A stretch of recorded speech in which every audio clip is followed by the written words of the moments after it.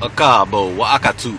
This is Daku, and today I want to share with you something that the Honorable Minister Louis Farrakhan told us back in the mid-90s, and that was that if you find yourself working within the confines of the system, we should become an internal rot, an internal cancer. And as conscious as we are, we should spread our consciousness just like cancer spreads in the body.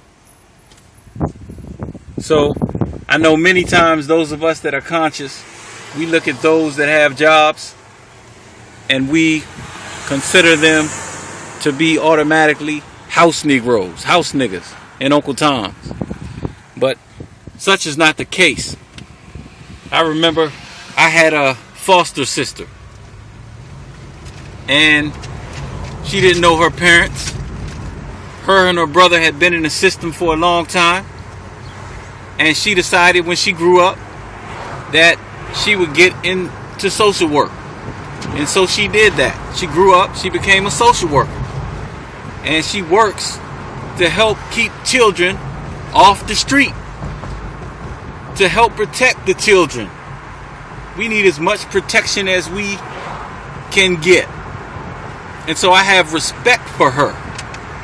So those of us that are conscious, we can't look at our people that work within the confines of the system and say automatically that they're Uncle Toms and house niggas. Because sometimes the house niggas are the ones that got the knife right up under the slave master's neck when the slave master is asleep.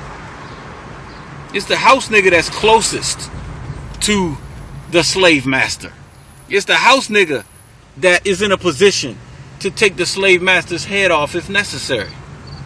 So we can't criticize all the time people that work within the system, because some of them are in the system benefiting you as well as myself. I've benefited from people that worked in the system. Y'all wonder across the country why some of us love Marion Barry so much. Say he was a crackhead. How can you love a crackhead? He was the mayor.